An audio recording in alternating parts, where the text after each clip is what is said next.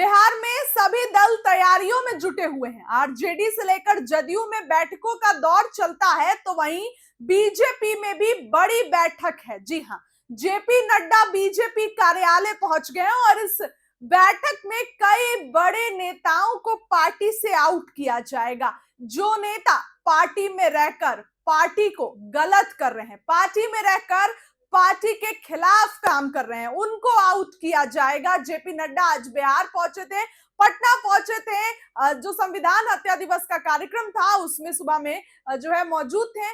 उसके बाद अभी बीजेपी की बड़ी बैठक रखी गई है प्रदेश कार्यालय में, जहां सम्राट चौधरी मौजूद रहेंगे और जेपी नड्डा मौजूद हैं। तमाम बीजेपी में महिलाएं जो है वो जेपी नड्डा का स्वागत करती नजर आ रही हैं। और देखिए, जेपी नड्डा बीजेपी के स्वास्थ्य मंत्री है केंद्रीय में, तो ऐसे में चर्चाएं होंगी, बातचीत होगी और कई ऐसे नेता को बीजेपी हटाने का काम करेगी। जो नेता काम नहीं करते हैं, पार्टी में रहकर गुटबाजी करते हैं, जिससे पार्टी को नुकसान पहुंचता है, सभी मुद्दों पर चर्चा करेगी आज बीजेपी। बड़ी बैठक है, रखी गई है। सम्राट चौधरी फैसला लेंगे, अध्यक्षता जेपी नड्डा करेंगे और कहीं ना कहीं तमाम बीजेपी के सांसद विधायकों को बुलाया गया है। सभी लोग मौजूद रहेंगे क्योंकि जेपी नड्डा खुद भी पटना में है, सम्राट चौधरी भी पटना में है। क्या कुछ होगा आपको बताएंगे। फिलहाल बैठक शुरू हो गई है, तमाम बीजेपी के नेता पहुंच गए हैं। क्या कुछ होगा वो भी बताएंगे आपको। और देखिए, फिलहाल जो तस्वीरें अभी फिलहाल जेपी नड्डा पहुंच चुके हैं, क्या कुछ होगा बताएंगे, फैसला लिया जाएगा। फिलहाल जेपी नड्डा के बयानों को सुनो। सदा सदा इसको याद दिला करके उनको सत्ता से दूर रखना होगा, यह हमारी राष्ट्रीय जिम्मेवारी है। इसको यही को ये इंडिया अलायंस को, जो सिवाय आज के दिन में अगर आप देख लीजिए इनकी गतिविधि क्या है। इनकी गतिविधि देश को मजबूत बनाना नहीं है। सत्ता की लोलुपता में ये जितने भी राष्ट्र विरोधी कार्यक्रम है उसमें अपने आप को शामिल करने में अग्रसर होते हैं। तो ये इंडिया अलायंस का काम है।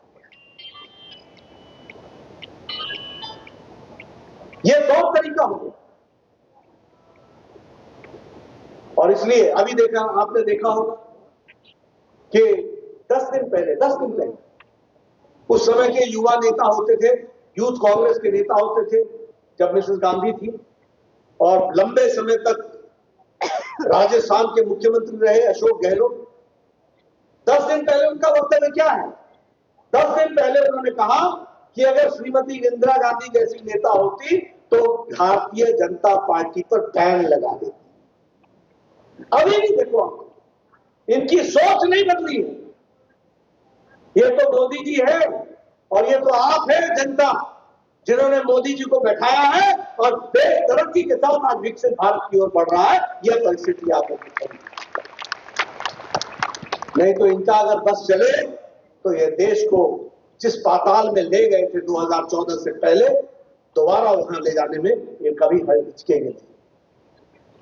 ये इसी तरीके का काम करने का काम इन्होंने पकड़ रखा है। उसी तरीके से अगर हम देखें तो इमरजेंसी की बात याद करें, आरएसएस पर प्रतिबंध लगा दिया। आज भी इनके वक्तव्य सुनो आरएसएस के बारे में, आज भी इनके वक्तव्य सुनो देशभक्तों के बारे में। हमेशा देशभक्ति के खिलाफ इनका हमेशा स्टैंड रहता है। ये हम सबको पता है। इसलिए मित्रों, ज्यादा समय न लेता हूं, एक ही बात कहूंगा कि लोकतंत्र हत्या दिवस, संविधान हत्या दिवस, यह यथार्थ हमको देखने को मिला। आजाद भारत में इतना बड़ा जन आंदोलन हमको जयप्रकाश नारायण जी के नेतृत्व में हमको मिला, जिसने ब्रिटिशर से ज्यादा जो कुठाराघात प्रजातंत्र पर हुआ था उसका मुंह तोड़ जवाब दिया। और हम इस लोकतंत्र हत्या दिवस को याद करके ऐसे लोगों को जिनकी सोच और जिनकी मानसिकता प्रजातंत्र को कुचलने की रही है, उनकी इस मानसिकता को हम कुचल डालेंगे। इसको हमको ध्यान रखना चाहिए। इन्हीं शब्दों के साथ मैं आप सब लोगों ने मेरी बात सुनी, आपका बहुत बहुत धन्यवाद। और जेपी सेनानियों को सबको मेरा बहुत बहुत नमन, जिन्होंने पूरी ताकत के साथ वो लड़ाई लड़ी और सफलता दिलाई। आज आप